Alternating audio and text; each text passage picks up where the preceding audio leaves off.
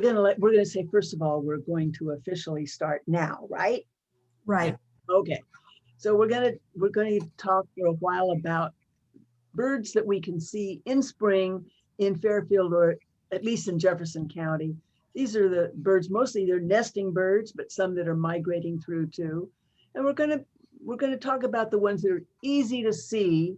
And if we have time at the end, we'll talk about some of the ones that are a little bit more challenging to find. But everybody should get to know the familiar birds, the regular birds that are everywhere around us.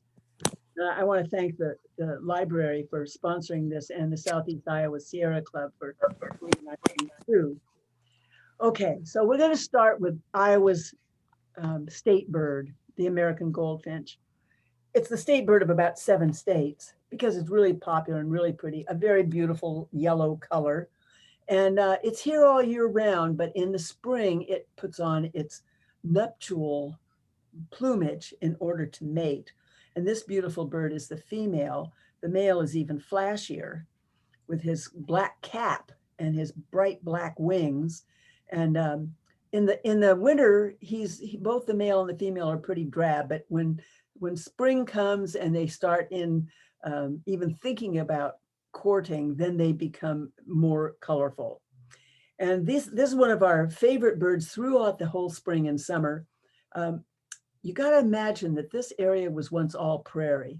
Where we're living now was covered with grasslands, all kinds, hundreds of kinds of wildflowers, like the pale purple coneflowers on the right side of your screen and the oxeye sunflowers on the left side. And these plants make a lot of seeds that the birds eat. And goldfinches are enthusiastic consumers of these wild,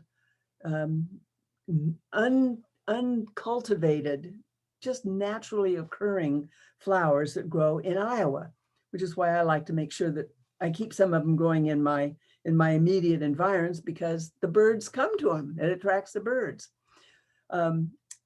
This is another American goldfinch, a male again, and he's working on one of the most iconic of the native wildflowers of Iowa, the rattlesnake master, which this is really not supposed to be a picture of the rattlesnake master, but in the background, excuse me, you can see the way the plant looks in spring when it's blossoming, and what the bird is working on is last year's seed heads.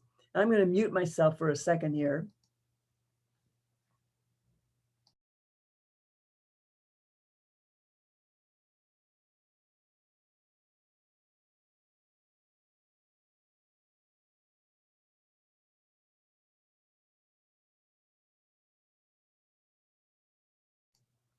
Excuse me, I hope I didn't cough in your ear there. Anyway, the goldfinch really makes me appreciate our prairie heritage here. And I just kind of like how on this picture you can see the structure of the flower in winter and in summer, both in one shot. Another bird that everybody loves in Iowa is the ruby-throated hummingbird. And as Gloria Foster mentioned, the male comes back first, a good week, maybe even sometimes 10 days or 2 weeks before the female. When you get the light on him just right, and all those feathers on his throat light up red, it is really a stunning. It's flashing. It's like he had a little light he was flashing at you. Quite spectacular, although in a different light, that throat looks black. Not impressive at all. And Diane, we have a question from Gloria. Is that rattlesnake aster? It's rattlesnake master. Rattlesnake master is one of the iconic prairie flowers. And it's a really funny looking flower. Sometime I should just talk to you about the prairie flowers and how the birds use them, but just tuck it away in your mind that rattlesnake master is one of the most interesting of the prairie flowers. So the male ruby-throated hummingbird, notice there's no white on his tail, but the female has white in the outer tail feathers and the corners of her tail. It's one way you can tell the female from the male. And we all know that hummingbirds just love flowers. What is it, Michael? Pointer, use your pointer. Oh yeah, they love to eat the nectar from flowers. So here the hummingbird is after these flowers. I like this flower because it looks like a little hummingbird looking there. See that little hummingbird? Like a whole bunch of little hummingbirds flying away from the stem. This is actually a salvia, and hummingbirds just go crazy over it. I plant it every year just for the hummingbirds, because that way I have hummingbirds at all times in my front yard. There's never a moment without hummingbirds if I have this coral nymph salvia going in bloom. It's really easy too, because it's an annual. Here's the only hummingbird nest I've ever found in Iowa in 39 years of looking, and I really look. I've never found hummingbird nests. They're just very, very hard to see. But this little female built a nest. This is in a hawthorn tree, and very inconspicuous. It almost really looks like part of the stem. But see these little funny little greenish shapes? These are little pieces of lichen. She builds her nest, and I watched her build this nest. She builds it mostly out of spider webs. It's enough to make you love spiders, really. And then when she gets it all built, then she sticks this lichen around the outside, and it makes it almost indistinguishable from the stem. And that nest does not look very big, and it isn't. That's as big as it is. But after the babies hatch, and they start to grow, they stretch out that stretchy nest until it sort of opens like a flower, until it is quite full with 2 babies. That's all they have, just 2 babies.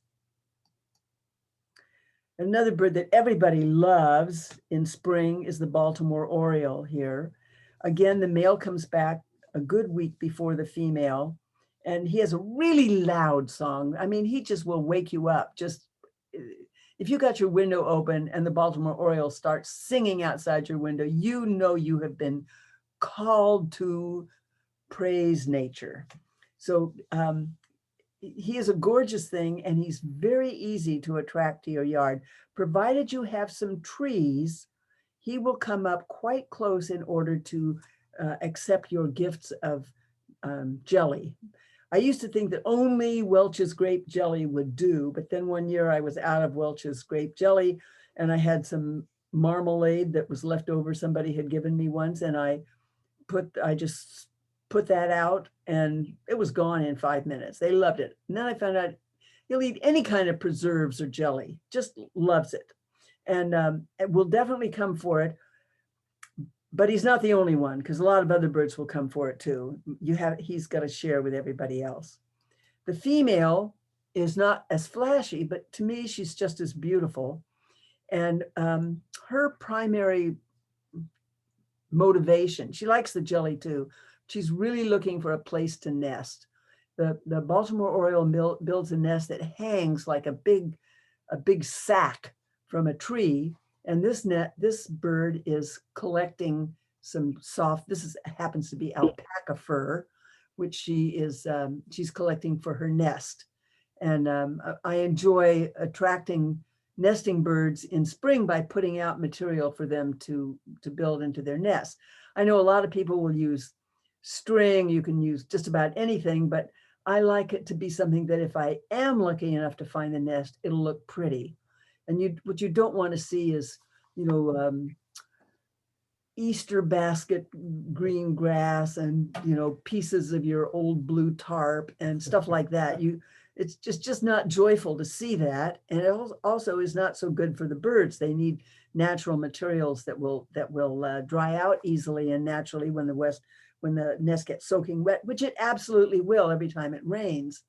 So I like to use alpaca fur, but I also save all the hair for my hairbrush through the whole winter, and then I add it to various locations, stick it into the trunks of trees and stuff like that. And the birds love my hair. They just love my hair for their nests.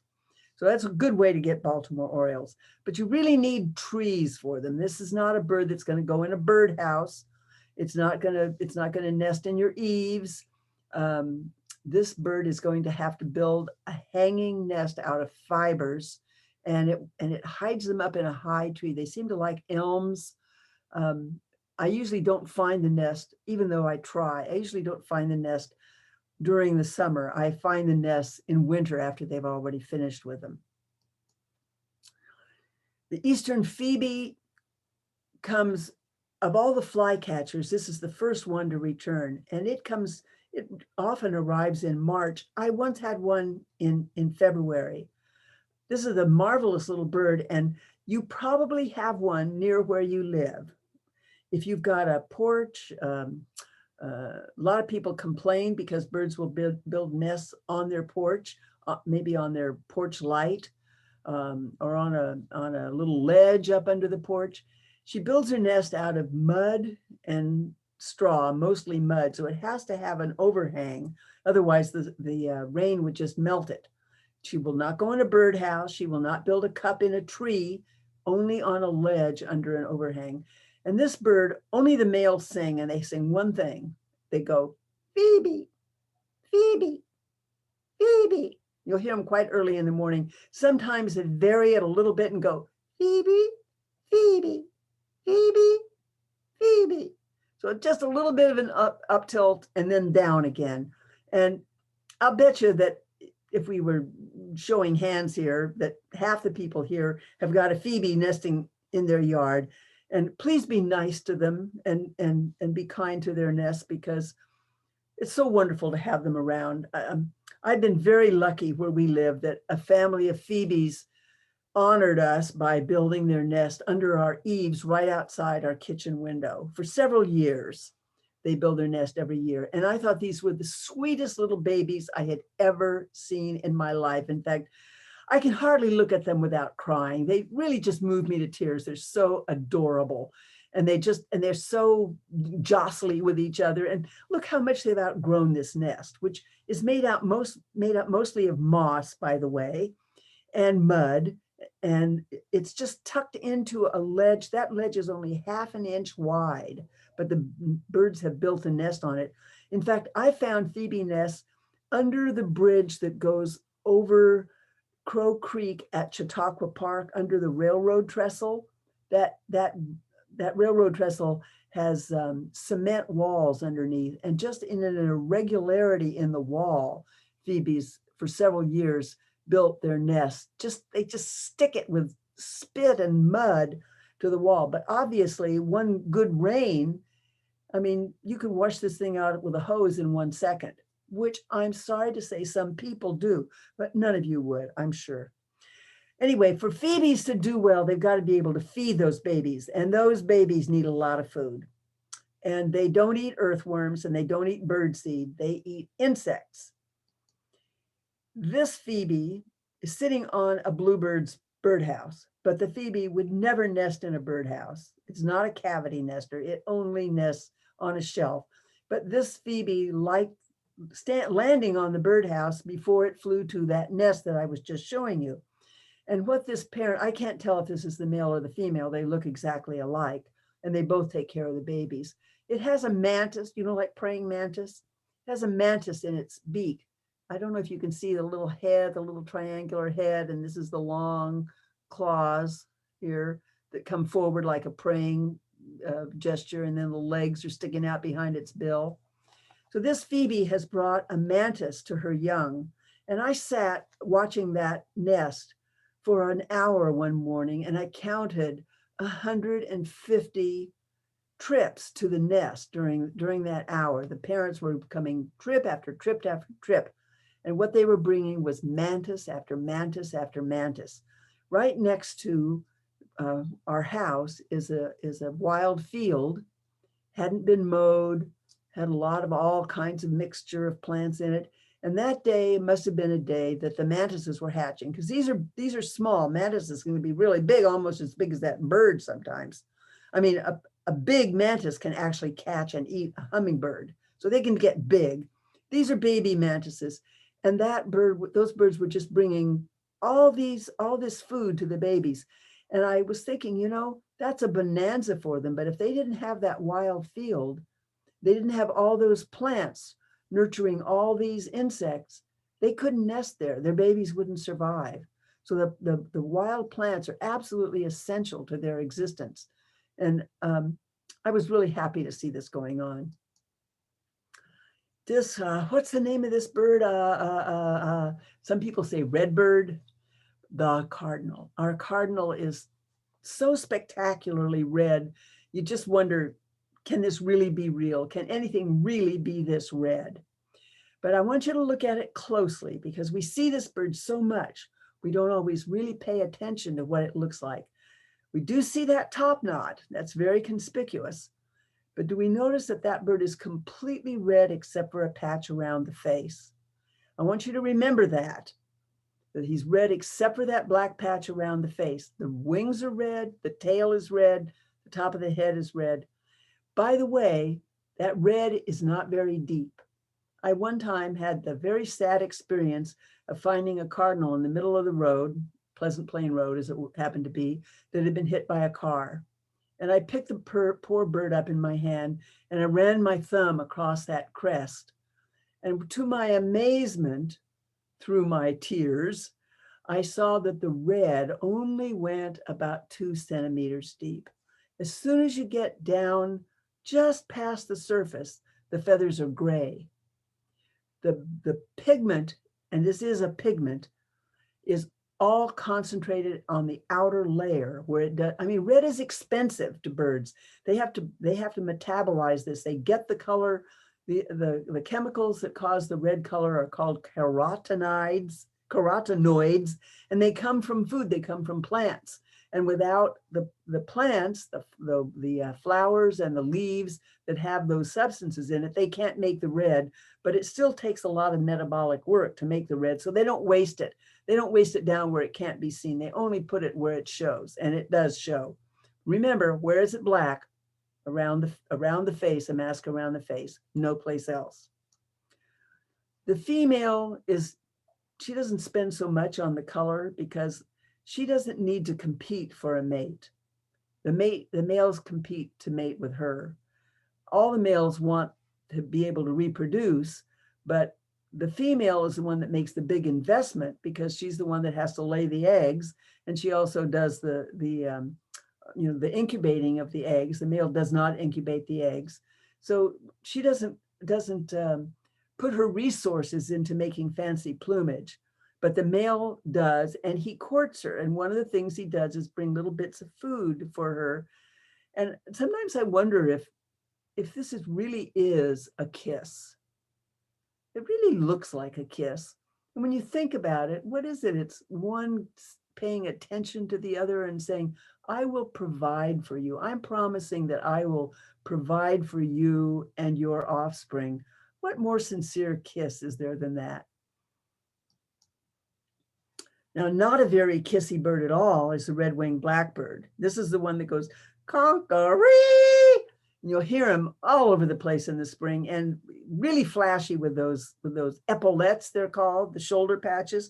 When he flies towards you, he flares them up. And these birds can be kind of aggressive. Now, I've never heard of one doing damage to a person, but if you get too close to their nest, they will kind of dive bomb you from behind. And sometimes they have been known to actually peck at a person's head, but I've never heard of one drawing blood. Now, if you were a cat or a dog, that might be a different matter. They might get a little bit injured by the red-winged blackbird.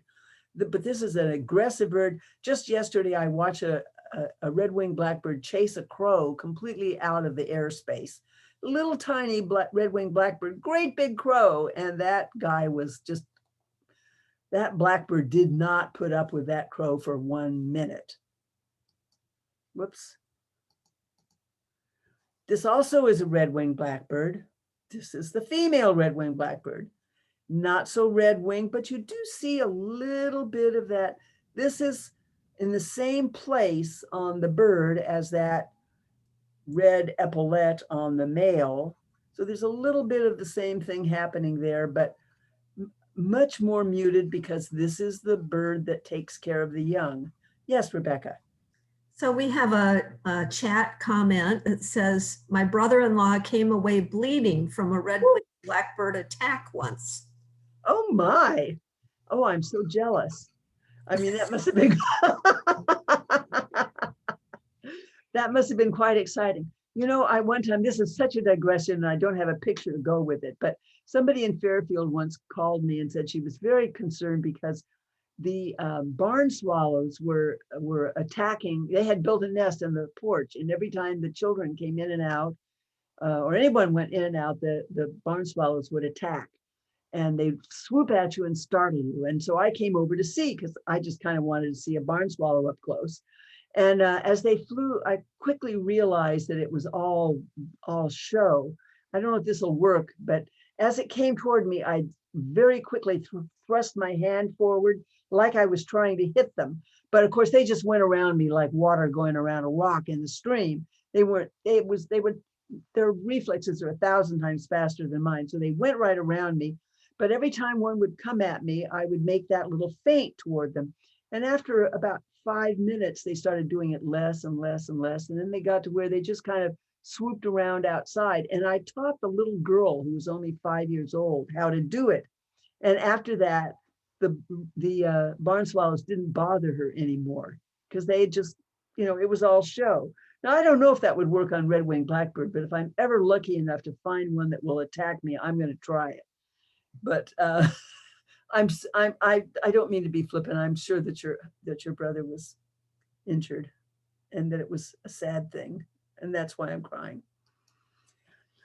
The blue-gray gnatcatcher is just kind of the opposite of the red-winged blackbird. This is a tiny little thing. He's as big as a minute. He's barely bigger than a hummingbird, except that he's got a tail that's extremely long and has white edges. The white outer tail feathers or edge. Can you see my cursor when I do that? Okay. And this whole nest, if you pick that nest and bird up, you could put it in the palm of your hand. You'd still be able to see your thumb, your fingers, and your wrist. This is a little tiny bird and a little tiny nest, very similar to the hummingbird's nest, except much bigger.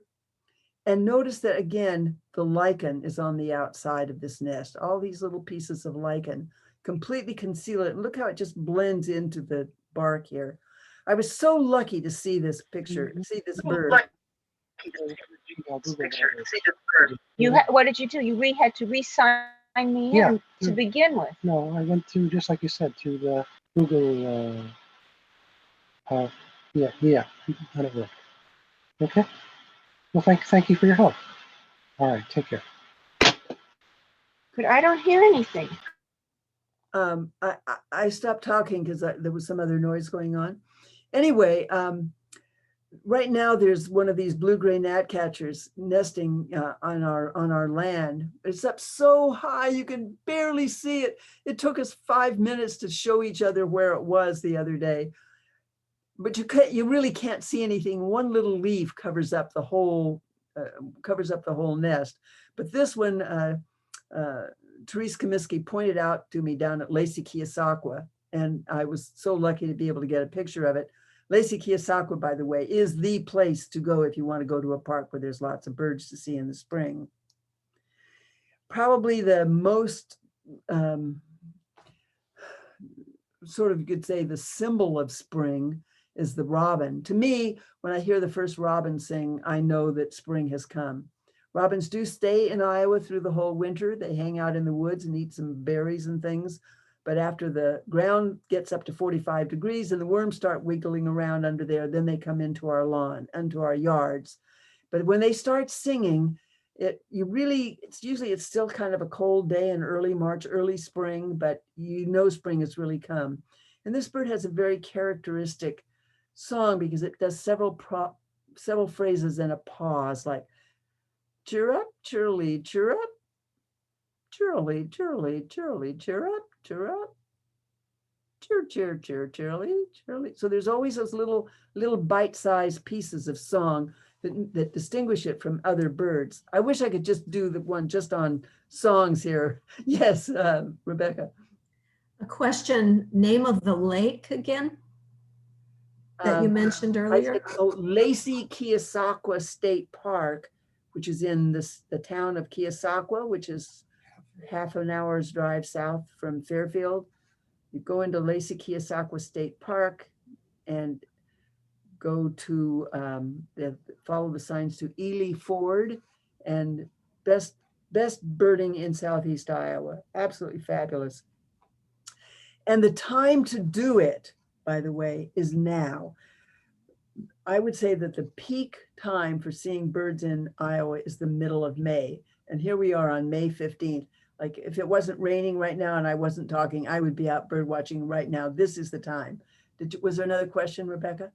Yes, someone says some birds must have had young and swooped when I walked around the reservoir years ago. I read on the internet to counter them by looking straight up at them or wearing a hat that had open eyes drawn in. Ah, Can't remember if that worked. well, that does sound like a red-winged blackbird. Not a lot of birds will attack a person, especially walking around the reservoir. That was definitely a red-winged blackbird. But that's a good idea. Eyes on the hat. I like that. So robins are very comfortable around people and they live in our yards easily. You don't have to go anyplace special to see one. Ours seem to really like our woodshed. Here's one nesting a few years ago in our woodshed. There's another one doing it this year right at chest height. You can look right into the nest. But this bird was just perfectly happy on that rake. And fortunately, we didn't have to use it for the whole time. Right now, there's a mop and a broom that we can't use because there's 1 week old baby robins in it. A little bit later in the spring. Yes, Rebecca. Rebecca, you're muted. There you go. Yeah, there we go. Someone says, what is the best time of day to go bird watching? Will you take us to on a bird walk down at Keogh? And someone else says, as a kid, I used to carry and then lift up my tennis racket whenever the kingbird would try to attack me. Oh, cool. All right. Well, the best time of day for bird watching, for this kind of birds, for the perching birds that you see in your yard, morning is best. I mean, if you sleep with your window open 20 minutes before sunrise, you start hearing everybody. And really, we should talk about bird song sometimes because you can see more birds with your ears than you can with your eyes. So you can hear many, many birds. If you go outside, they're really very active. When the sun first rises and the little bugs all start getting active on the leaves, then the birds are all out feeding. So that's really good. But if you want to see ducks, middle of the day is just fine. Swans, geese, waterfowl, shorebirds, they all are just fine in the middle of the day. But if you want to see the little birds that sing in trees, morning is best, second best is late afternoon, but any time is better than no time. You cannot see birds if you're staying inside your house looking at your computer screen. You have to go out. And even if you don't see as many at 2 in the afternoon, that's probably the worst time, you'll still see something. I promise you, if you go out bird watching, you will see something wonderful every single time. It never fails, even if it's raining, snowing, too hot, too cold, there are birds. The bluebird, yes. Here's a note, Jefferson County Park bird hike, May 20 at 8 in the morning, Cedar View Trail. Check JCP events. Excellent. Yes, the park does sponsor bird walks quite a bit, and it's a wonderful way. It's nice to go out with a group because other people can help you identify birds. But it's also nice to do it on your own. One nice thing about doing it on your own is you can go now. You don't have to wait for anybody else or organize anything. You just go do it now, then you get to do it. But it's also nice to bird in a group. It's wonderful to share, and many eyes make it easier. If just one person spots something, they can point it out to everyone else, and that's fun. I guess my favorite birds are probably the eastern bluebirds. Here you have the female on the left with her subdued blue, the male on the right. They are thrushes, as are robins, but they don't really look like thrushes. But this blue, it really just kind of transports me to a different state when I see this blue. It's just amazing. And especially to realize that there's no blue pigment in it. There's no paint. If you found a bluebird's feather and you held it up to the light, looked at the sun through it, it's brown. There's no pigment in it, but it's like the colors you see in a soap bubble. It's from the refraction of the light. The way the light bounces out of the feather makes you see blue. It reflects the blue light, and it's just a wonderful thing. But there is blue pigment in the eggs. This is the bluebird's nest. They are cavity nesters. They always nest either in a hole in a tree. That's their natural habitat. Let's see, do I have one? Oh, I thought I had a picture of the nest, and I don't. But they will nest in birdhouses, but most bluebirds are nesting in trees, in holes in trees. This is a baby bluebird, and if you can't really see his breast, but you can see that it's speckled. And that shows that it's like thrushes, because thrushes have speckled breasts. Both robins and bluebirds are thrushes, and the babies have speckled breasts, even though when they're grown up, they don't have the speckles anymore. This is a baby, and he was very trusting. He came up very close to me until his parents said, "What are you doing? Go away." But the parents got to be even more trusting.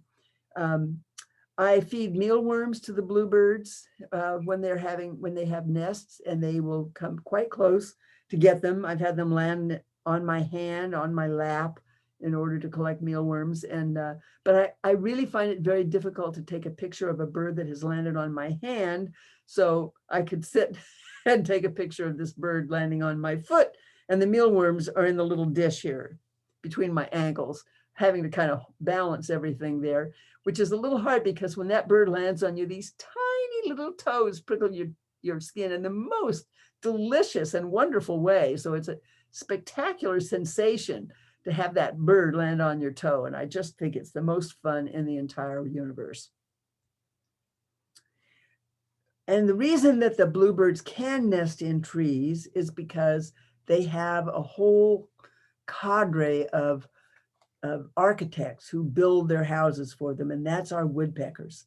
Here's one of our woodpeckers, the northern flicker. This is the second biggest of our woodpeckers. I just love these polka dots on the front. This is a male, but I always have wanted a dress with polka dots like that on it. I know it's a male because it's got this black mark on the mouth, on the side. It's called a mustache or a whisker. It doesn't really look like that, but that's what it's called. And it has this little bit of red on the back. When it flies, then you see the real flashiness, which is these golden wing linings. And an old name for this bird was the yellow shafted flicker. You can see the yellow under the tail and under the wings, but when the bird is perched, you see none of that yellow. Still, even here, you may see a tiny trace of it right there. And if that bird takes off, then you can see the real deal. By the way, no whisker mark here. That means this one's a female. Another woodpecker that it very commonly comes to people's yards, really easy to attract, absolutely crazy about jelly. I think the red-bellied woodpeckers get more of the jelly than the than the orioles do. And I thought by this time somebody would be asking me, why is this called a red-bellied woodpecker instead of a red-headed woodpecker? Well, the reason is red-headed woodpecker was already taken, because we do have a red-headed woodpecker. Sometimes in the right light, this black almost looks like blue. And so some people call this the red, white, and blue woodpecker. But you see a big difference between the two, between this red-bellied, which is more of an orangey head, but it's not orange on the front, just on the top, and the red-headed woodpecker, which is which is bright red all over. And then our tiniest woodpecker, the downy woodpecker, the male has the red on the head, the female doesn't. This one's only the size of a sparrow. This is a cute little bird. But all of these woodpeckers peck holes in dead wood. They find a tree that's got the hollow center because it's rotted out, that limb or branch or the whole tree is rotted out. And if they can find a little hole to get through, then they can make a deep cavity. The nest hole might be that big in this down, filling up this whole space. And it's protected because this outer part of the bark stays tough when the tree starts to rot on the inside. So it's hard for some other animal to enlarge it. But once they get inside, then the birds can just hollow out this big chamber. And then the other birds that need a hollow, like the bluebirds, they have a place to nest after the woodpeckers are done with it the next year. And one of the birds that likes to use the nest left by a hole left by a woodpecker is the black-capped chickadee. Here we have one in a nest that's an abandoned nest. You can see how rotten this tree is. By the way, this is a good reason not to cut down rotten trees or limbs unless you need to. I mean, if the thing is hanging right over your car or your house, then obviously you're not going to let it fall down and kill your dog or smash your car. But if it's someplace where it doesn't really matter if a limb falls, for heaven's sake, leave it, because that's what the birds need. And while you're at it, if you make a nice bird bath, you can attract these birds too. Chickadees are always my best customers at my bird baths. What time are we done here, Rebecca? At 3 o'clock? I can't hear you because you're still muted. 3 o'clock is fine. Okay, all right. Okay, I'll try and talk fast. But if you want more time, we can go as far as 3:30. Oh, okay, all right. So I really love the black-capped chickadees, but again, this is a bird that is utterly dependent on what is growing in your yard. If you have plants that make insects that the birds can feed to their babies, you will have chickadees. And what do they want to feed to their babies? Caterpillars, mainly caterpillars. Every moth lays eggs that turn into caterpillars. Every butterfly lays eggs that turn into butterflies. They turn into caterpillars and then into butterflies. And while they're caterpillars, the birds eat them. And that's what they like to feed to their babies. Because think about it. They're soft, they're gushy, they're full of fat and protein, wonderful food, not something harsh. You know, grasshopper legs, they're really kind of stickery to put down a little baby's delicate throat. But caterpillars are wonderful. So birds need those caterpillars. And if they don't have the caterpillars, they can't raise their babies. Now, there's been some fabulous research done on what kind of plants grow the kind of food that our birds need. And it turns out that the native plants grow the caterpillars that keep our birds alive. And the non-native plants, those gorgeous emperor's tree of China, I don't know, these things that come from Asia and Europe that people plant in their gardens all the time, they are not, our insects are not adapted to live on those plants, because every plant has its own chemical defenses.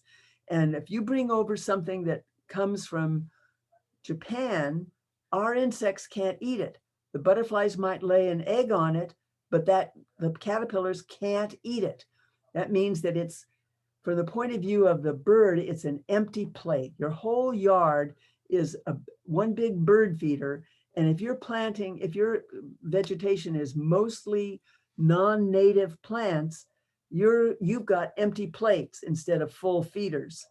And so the wonderful research that was done just a couple of years ago, I believe it was in Philadelphia, they took black-capped chickadees, they put nests in many, many backyards with the cooperation of the people who lived in those houses, not in the birdhouses, but in the big people's houses. They put the birds' nests, the birdhouses in there, and they did a survey of what plants were in that yard and the surrounding yards. And they found that if the vegetation in that yard was 70% native, then the birds were able to raise enough babies to reproduce them, to replenish themselves. But if there was more than 30% non-native birds, non-native plants, there wasn't enough food to feed the babies. And even though they might succeed in having 1 or 2 babies, they would not make enough babies to replace themselves each year. So the population of birds actually is not sustainable unless the vegetation is mostly native. And we have a real crisis in this world with the insects disappearing. And it's something we can do something about in our own backyards. Just by planting native trees and flowers, we can encourage, right? And it's not just an abstract thing. It actually means the chickadees that nest in your birdhouse or in your dead tree limb will have a better chance of reproducing and of making more chickadees for you to enjoy. So this has just filled me with a kind of a fervor to plant native plants in the last few years. It's I see it now as the most important thing in order to conserve birds and to have more in your own yard. Another bird that, like all of these birds, requires insects to survive is the gorgeous indigo bunting. This is the male. This is the bird that you probably heard. He will show up right in your backyard in town, and his song starts with several doubled phrases. He goes, fire, fire, where, here, here, hurry up, you'll miss it. Want to hear that again? Fire, fire, where, here, here, hurry up, you'll miss it. So when you hear that song, that's the indigo bunting. And he's just the most beautiful thing. Again, he's got no blue pigment. His color is refracted light, just like the bluebirds.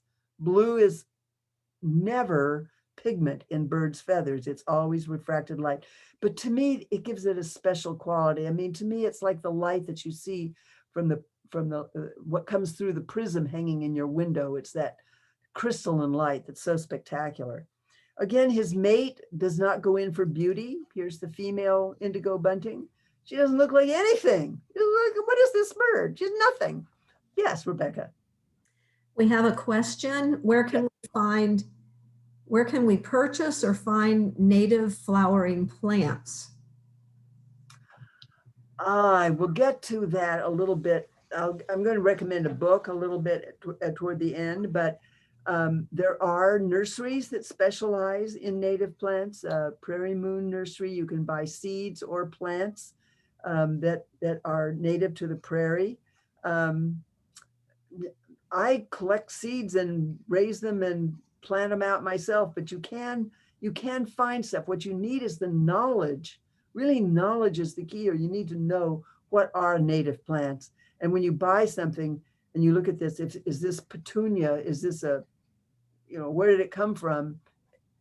If you have that knowledge, then you can get the appropriate plants. Yeah. Ostranders in Eldon has a greenhouse with a lot of natives. Great. That's wonderful.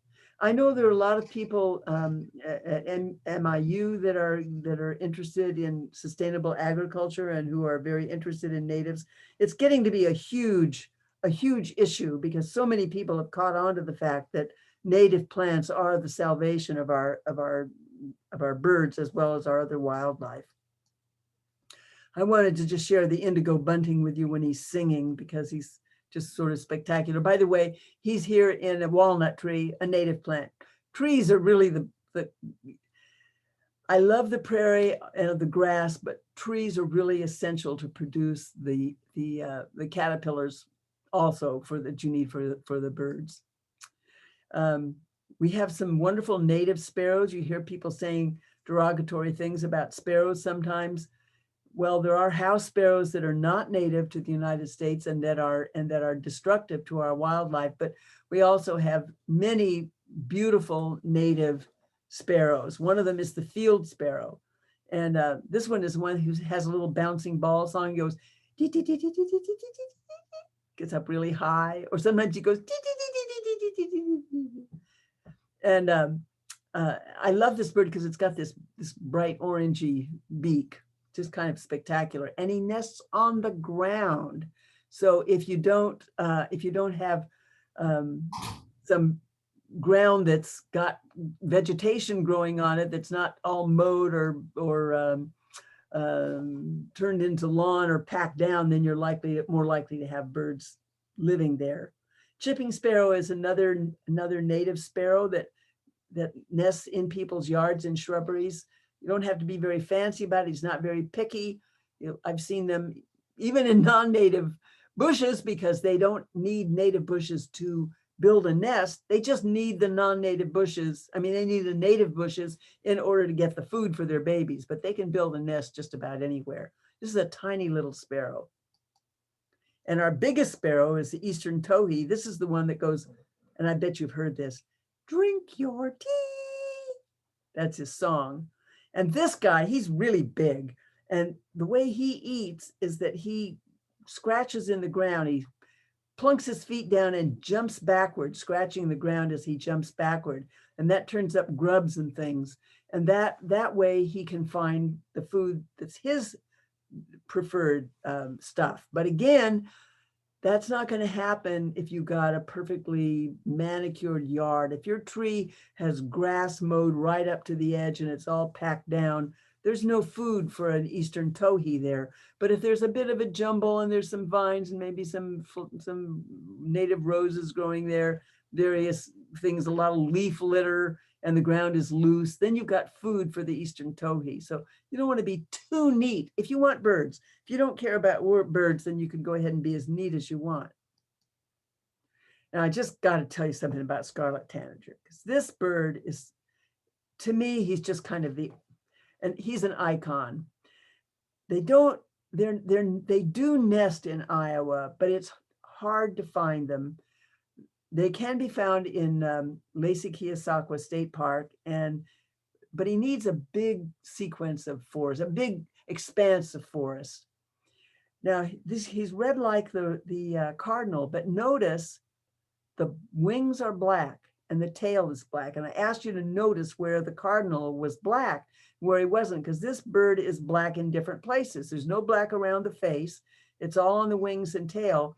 And sometimes when you see a cardinal, it might be a scarlet tanager. Yes, Rebecca. A message here from, Claudia Melrose to everyone, says, call me for information for native plants. I've done 8 native gardens and have several sources. And she lists her phone number as 608-213-1434. Wonderful. That's what we need, people making native gardens. So the thing about the scarlet tanager, I wrote an article about the scarlet tanager a year ago for Birdwatchers Digest. And so I had to learn all about the scarlet tanager. And I learned that it needed this big expanse of land. And I said, I've got to get down to Lacey-Keosauqua when it arrives. And I knew that it would arrive about the end of the first week of May. I haven't had a chance to get down there. And I thought, I hope I get to see one once in a while, maybe 3 times in all the time I've lived where I live now for the last 15 years, I've seen one. But this morning, I went outside and I heard something that sounded like a robin that had a sore throat. It was that same and a pause, but it was throaty. I can't even do it. It was throaty like he was hoarse. And I went, oh my, that is a scarlet tanager. Is it really a scarlet tanager? And I got my little app out. I don't like to play the songs of birds because I don't want to disturb them during nesting time, but I just wanted to confirm that it was really the scarlet tanager sound. So I had my phone on low and I played just like 3 seconds of the sound. Yup, that's the sound. And when I did that, a male and female scarlet tanager swooped by right, just practically in front of my face. In fact, I called Michael up. I said, you won't believe it. I just saw a scarlet tanager. They're both here. I just cannot believe it.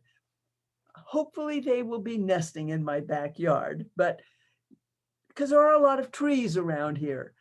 This is a bird that when you see it, it's something really special. It's something that we all would like to be able to see more of in Iowa, but it requires big forests to be successful, to not only have the nest, but have the babies do well. So and when they do manage for scarlet tanagers, it helps many, many other forest species at the same time. So there are whole projects devoted just to saving scarlet tanagers, and God bless them is all I can say. The gray catbird, this is another great singer, and I have him in here because he's such a common feature of spring and summer here in Iowa. This one just sings on and on and on. He's got a medley of hundreds of songs that he's put together, all the songs of different birds. And then as he's going along, just this big jumble. It sounds like he just jumbled all his notes together. Every now and then he goes, meow, right in the middle, meow. It sounds exactly like a cat. And that's why it's called the catbird. Very inquisitive, but in my experience in the past, they've always been rather shy. They've sort of skulked in the underbrush. They don't kind of stand out much. But turns out they really like mealworms. So when I've been feeding the bluebirds and getting the bluebirds to come up close to me, the catbirds have been sort of standing around. One in particular kept coming up closer and closer and watching me. And I know she wanted those mealworms. And then one day she came and landed right next to me and grabbed a couple of mealworms and scampered away. So then I started feeding her too. So, you know, it is possible to win over a catbird, but they're not as tameable as some birds. Still, I have the feeling they're very smart. And to get just yes, Rebecca. Question, do you have success in keeping the orioles around all summer? I keep thinking they usually go farther north. I also think they prefer the country where you are with all the plants rather than in town. Is that so? Wish I could keep them around more, but they only come to the feeders for a week if I have oranges or jelly. And someone else says, I have one every year in my elm tree. Okay. Yes, I have wonderful success at keeping orioles around, but not necessarily on my porch, because they are fruit eaters during their winter lives, and in the spring when they're feeding themselves, that's when they're very enthusiastic about coming for jelly, and it's why one should put it out as soon as possible. But as their nesting gets underway and they're feeding their babies, they may eat junk food for themselves, but they don't feed it to the kids. They're only feeding those good, nutritious caterpillars and stuff like that to the babies. So then they don't come to the feeders as much, but they're still around. And they do nest here. They're not rare at all. And they will nest in town. They'll nest in backyards, but they do need big trees to nest in. Yeah. And Gloria says the catbirds in my yard are not shy at all. They love the suet and the jam and try to get the orioles away. Wonderful. Well, Gloria has a special magic with her birds, I know. So she's probably just earned their trust, and that's why they're so happy there. Well, once we get out of town, we won't see eastern meadowlarks in most of our backyards, because this really is a bird of grasslands. And when this was prairie, they were very, very common. Now they have a hard time finding proper place to nest, because they nest on the ground in grass. They make a kind of dome-shaped thing out of straw and grass, like a little, looks kind of like an old-fashioned beehive, and then they lay their eggs in there on the ground. And they can't do that in a cornfield. They really need a grassy field. Prairie is best, but a field that's set aside for grasses and native plants will nurture them, and you can have them. But most people see them only when they're driving along country roads, and you'll find them on fence posts singing, and they do this. I won't try and imitate their song, but it's very loud and quite dramatic. Okay. Now the book, I said I would say something else about native plants and what to plant. The book that I want everybody to read, I wish that I could give every single person in America this book, Bringing Nature Home by Douglas Tallamy. This book changed my thinking more than anything I've ever read. It's not a hard book to read. You can get it on Amazon. I don't think the library has it at the moment. I hope it'll have it soon. Will that happen? Oh, good. This book really lays out the case for why we need, it goes into great detail about why we need the native plants in order to keep our birds, and what plants are the most important ones to plant. He emphasizes trees the most because he's from the East, where it's primarily a tree environment. We have not only trees, we have a mixed environment here. We also have grasslands, but the principle is the same. We need trees. We also need plants that are grassland plants that grow birds. So this is just a wonderful book, and he goes into really detail. There's a little chapter on each tree, and there's charts and places, lists of plants you need for your area and that we need for here. It covers the Midwest. So I just think everybody should read this book. I keep reading it over again because I've learned so much from it. And if you want to be able to recognize the birds that you're seeing in your yard, you need some kind of a book. A lot of people use apps and they're good, but I really like a book because you can flip forward and backward in the pages really easy and can compare similar birds at the same time. And by the way, here we have a red bird, and is it a cardinal or a scarlet tanager? It's got red all over except for the black wings. It's a scarlet tanager. And do we have time? Oh, it's 3 o'clock, so we can end here. But if anybody wants to stay on a little bit longer, we'll do a little quick survey of some of the spring warblers, most of which are just passing through Iowa and not nesting here.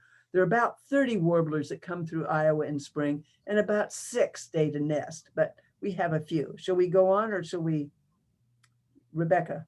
It's perfectly fine to keep going. We do have a comment.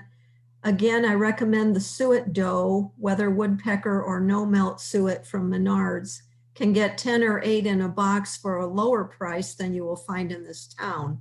All birds eat the suet up all summer if it is that peanut butter like doe. Stay on for longer, please. Thank you, Susan. All right. So the most common warbler that we have is the common yellowthroat. And I think he is, I remember standing at the edge of Walton Lake and looking at a common yellowthroat with Gloria many years ago and noticing that little white eyebrow over the black mask. Isn't this a rakish little guy? This is the male, and his song, everybody has heard this song, whether they knew what it was or not. He says, witchety, witchety, witchety, witchety, witchety, witchety. Very distinctive.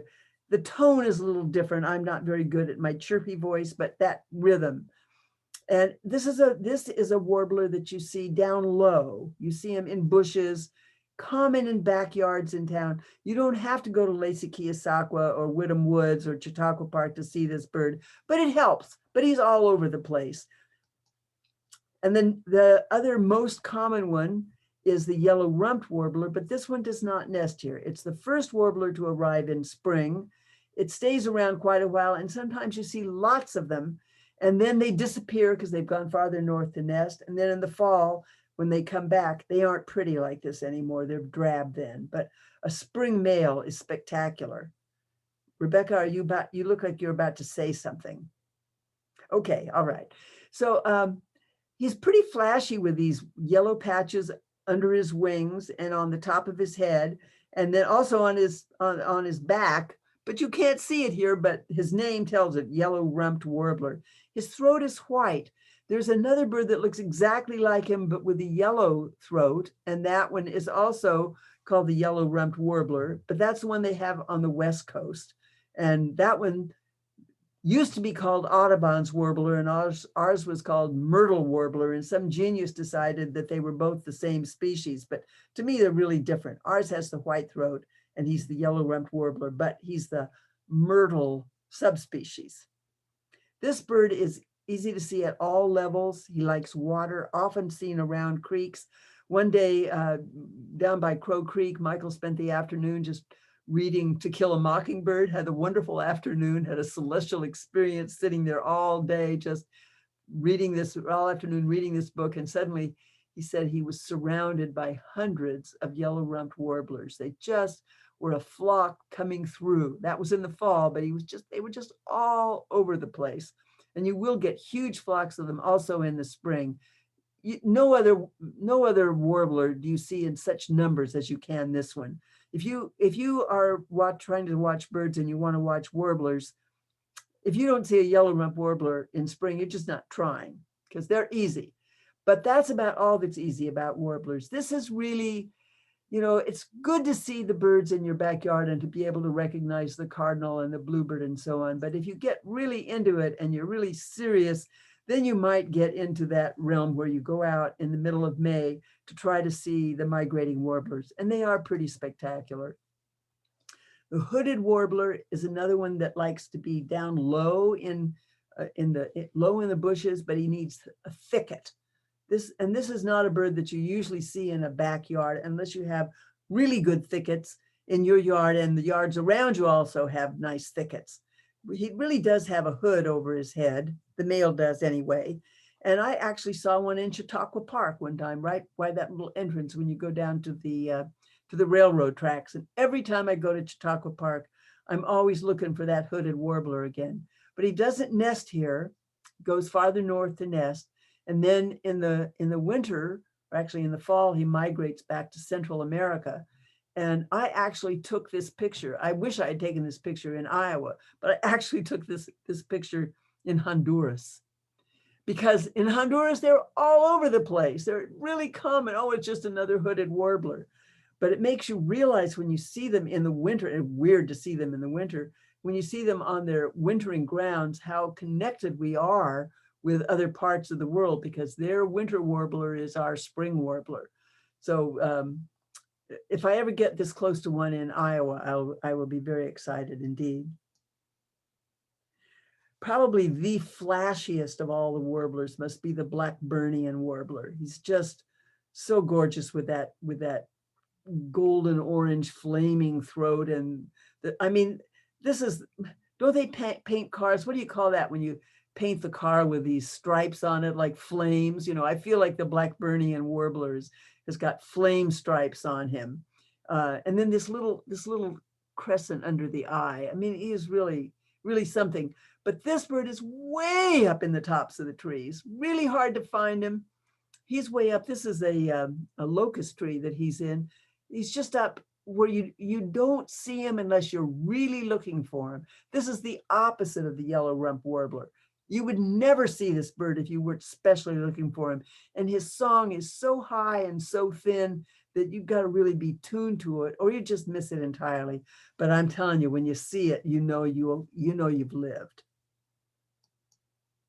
The Cape May warbler, another spectacular warbler that we don't see very often. I know he looks about as big as a chicken in this picture, but really he's smaller than a chickadee. This is a tiny little bird, but look at this, look at these gorgeous colors on his face and these subtle little, see, this looks like a stripe, but it's really the end of each feather is dark like that. Each feather, but they line up just perfectly. Then a little bit of white. Again, it's the top, or actually it's the end of this group of feathers, which are the epaulets, I think they're called. It's the shoulder feathers, and yet it makes a line when the wing is folded. And then this amazing gold around his face, a very distinctive look.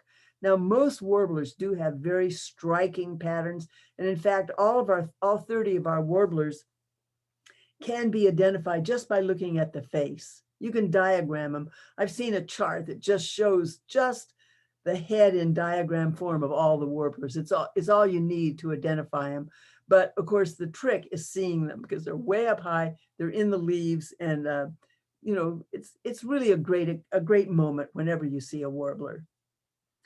The yellow warbler is another one that does nest here. And this is the female, and I love her the best of all, because here she is gathering material for her nest. And she's also has come to my hanging alpaca fleece ball and has stolen some nest material, which she's taking back to her nest, which I've never found. The male looks a little brighter in color, and he has bright red stripes on his breast. Very striking. And he kind of sings, how sweet, how sweet, how sweet I am. And then the jackpot of all warblers is the yellow-breasted chat. This is a giant warbler. I mean, this bird is not as big as a robin, but almost. Really big bird. The male and the female look just alike. Real egg yolk yellow front, this white stripe over the eye. Very loud. I wouldn't presume to try to imitate this song because it's very varied and loud. And he again likes thickets and doesn't come out into the open very much. This little guy blessed me one day because he came into my garden right onto my tomato patch. Must have been something in those tomatoes that he wanted to eat. And of course he was welcome to it, because that's one place I really don't like a whole lot of caterpillars, but it's nice to know that if you've got lots of food for birds around, then if you do get a caterpillar on your tomato, you probably have some bird come and clear it up for you. Okay, that's it. Happy birding. If you have any questions, I'll stick around until Rebecca kicks me off. So Diane, Susan has the question, will this chat stay around Iowa or go north for the summer nesting? It nests here, but I think some also go north. But yes, they do nest. They nest in my backyard. And Rosemary says, thank you. This was great. Thank you, Rosemary. I'm going to go ahead and unmute everyone.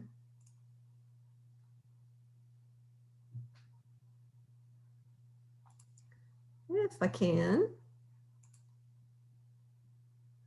I'll just ask everybody to unmute at this point. Is there going to be a recording of this? Yes. Got dropped. Okay. Will you send out a link to the recording, Rebecca? Thank you. Our goal, I lost, I'm camping. okay. So our goal is to make all the recordings accessible through the library's website. We're not at that point yet. So what we're doing is giving a copy on flash drive to the presenter.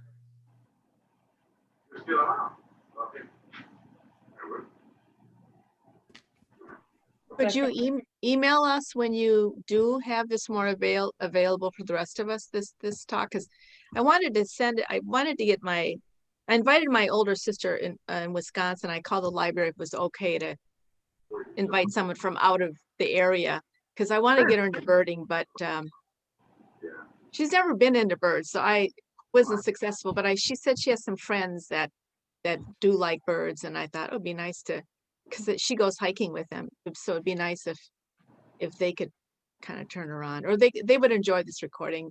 And Diane is so great. She has such talent in her speaking her stories. I love it. So thank you, Diane. And Marg says this will be posted on Southeast Iowa Sierra Club website if it's with Diane. Does he mean that the recording will be posted? Yes, if it's with you. Okay, good.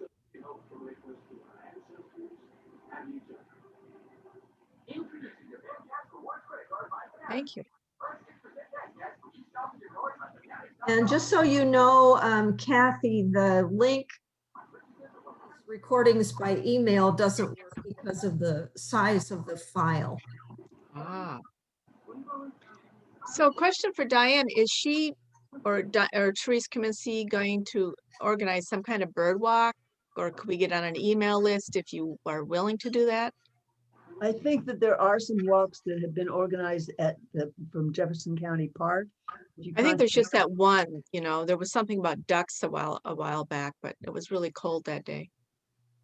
I think there's something coming up, and you can probably get that information by calling the Jefferson County Conservation. Right, but I'm asking, would you or could you or Therese organize something, even a smaller one for those that are interested? We'll see.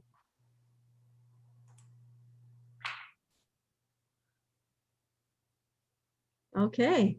Well, thank you. Thank you. I would like to thank everyone for coming. I've enjoyed talking to you. Thank you, Diane. Thank you. Thank you, Diane. Thank you. Thanks, Diane. Wonderful, wonderful. Thank you. Thank you. That's terrific. It really was. Does anybody know if there's a way to access birdsong, like a recording or online? Oh, so you can hear birdsong? yes. Oh, yes. Can you hear me? Am Yes. I still online? Yes. Go to allaboutbirds. I think it's allaboutbirds.com. Mhm. Just Google All About Birds, and the Cornell Lab has a fabulous website that you can go to any bird and you can find out the information about that bird, and there's a little click that you can click and you will hear the song of that bird. And I find that it's called All About Birds, and it's just an essential website. Has everything you need to know, at least to get started. I don't really need to know a lot. I just want to hear it. Well, that's one of the things you can do on All About Birds is you can Yeah. listen to the song. Yeah, okay. Great. There I- are also apps. There are also apps that do this. I use the Sibley Guide to Birds of North America app. And one of the features of it is that you can click and hear the song or a number of songs of every bird. I don't know if Merlin has it. I think they do. I haven't used Merlin. I use the They Sibley do. Guide and I like that. I love the Sibley Guide. Of course, it's nice because it's always in my pocket. I might forget to take my field guide, my book with me, but I always have my phone, so I can always look something up. Diane, is there any way to hear the symphony in the morning? Once camped out for a month in Mendocino. And one morning I woke up to the most unbelievable, incredible symphony of song. And I'd always wanted to hear it again. You know, it's like millions of different birds all at the same time. Is that Well- available online anywhere Oh, online? Oh, or anywhere? Anywhere. outside your house at 5:45 tomorrow morning. Yeah. Okay, You good. know, I one thing I'll say about the cacophony of bird singing in the 1990s, when I was in Wisconsin, I was woken up by loud singing, but it has diminished severely the last 20, 30 years because the bird population is down by 50%. So we got to do everything we can to preserve the birds, whether it's habitat, the native plants that Diane talked about, the food, you know, laws that are being done, Migratory Act laws, support Sierra Club, Audubon Society. We have to do everything we can because they're really, really disappearing. Can I ask another Yes. quick question? I think I have some babies. I think I have a nest right outside my house, kind of up on the, and I have 3 cats. And I want to make sure that the cats don't get to the birds. It's very easy solution. Good. Don't let the cats outside. Oh, You think I'm kidding? You think I'm kidding? I'm not No, kidding. how long? For how long? Healthy. Well, As long as possible. preferably while there are baby birds. I know, Mm. how long are they usually baby birds? It's like a month or 2 months? All summer, I would say, but that particular nest Yeah, will finish, but there are other birds. That's why I was showing the sparrow that nests on the ground. The cats are very, very destructive to that. I love cats, absolutely adore cats, but if you let cats outside, you're simply feeding the birds to them because Mhm. the birds have no defense because there's so many cats. It's not like just the occasional predator wanders by, which would happen in nature. There are hundreds and thousands of cats everywhere. And so if you in town, if everybody lets their cat outside, that's more predators than the environment can possibly support. And so the birds don't have a chance. It's one What about- reason that birds become scarcer and scarcer. And so I'm not kidding at all when I say the best way to protect birds from cats is to keep the cats indoors. They live longer, healthier lives if they're kept indoors. yeah, mine don't go out much.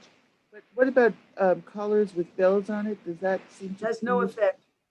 Has no effect. Birds are not, they do not regard a bell sound as a warning. That's something that that's our brains, but birds hear all kinds of sounds and that doesn't mean danger to them. So it's not a help. Okay. Thank you. Diana, I just had a question, and I'm terrible at imitating a bird sound, but there's one that I have heard early in the morning, very early in the morning, repeatedly, and I have no idea what it is. And it sounds sort of like this. Doot, doot, drrr, drrr, doot, doot, drrr, drrr. Over and over and over and over again. Any idea? Yeah, it sounds like it might be a song sparrow. That's actually not a bad imitation of a song sparrow. Oh, okay. Well, thank you. Thank you. It does start usually the way people usually say the song sparrow song. Of course, they have many songs, but it's usually described as mates, mates, put on your tea kettle, kettle, kettle, kettle. Mm. But the principle of it is that there's 1 or 2 or 3 introductory notes. That's the mates, mates, mates, and then a trill at the end. Mhm. And they'll have maybe each song sparrow will have maybe 8 different distinct songs, and it'll sing one song 10 times or so in a row. And then it'll pause and it'll go to a next song and do about 10 repetitions, and then it'll pause and go to the next one. So that's another thing you can listen for if you're questioning if it's a song sparrow. The other thing you can do is you get that Sibley Birds of North America app. I think it was $19.95 for life. It's not a subscription. You just pay it once. And then when you think you have an idea what it might be, you go listen to that and you go, oh yeah, that's it. It's very, very useful. I really don't know how I ever got along without it, but it really does help you identify a bird. And sometimes the bird comes right up to you when you do that. Okay, thank you.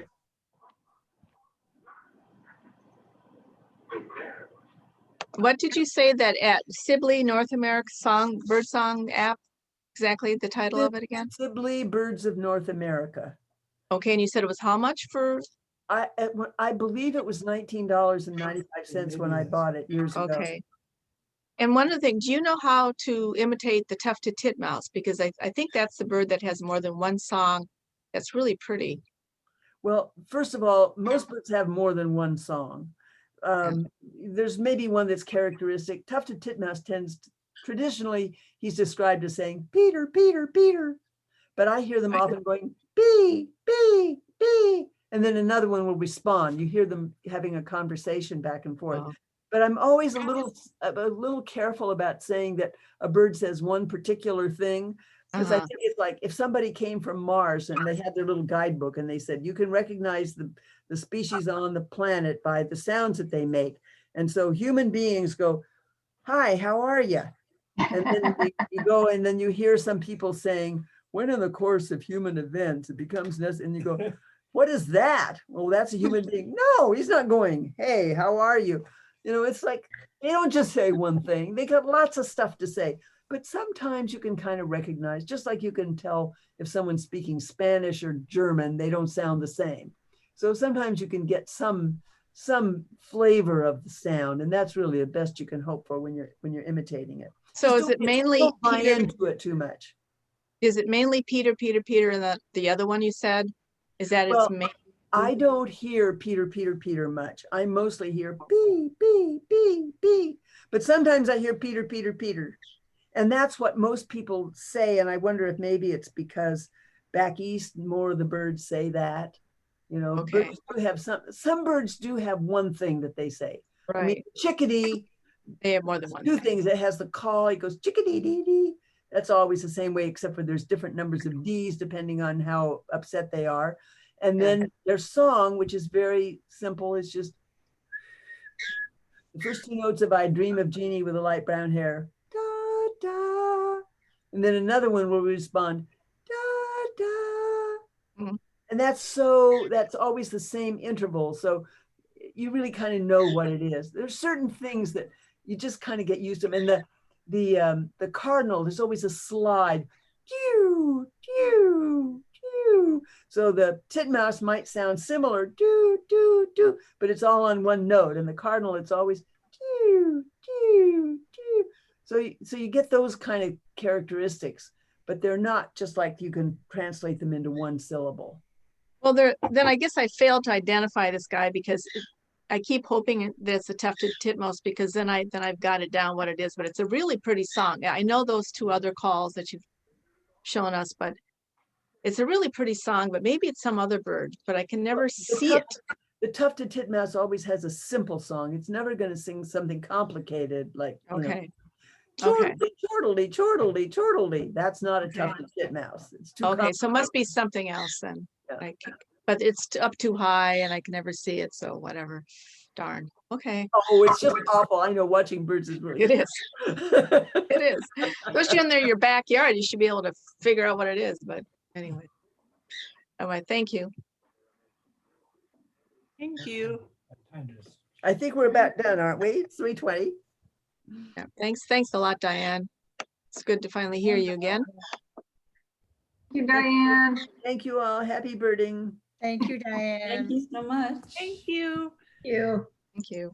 Great program. Rebecca. Good job, Rebecca. Wonderful program, Diane. Thank you.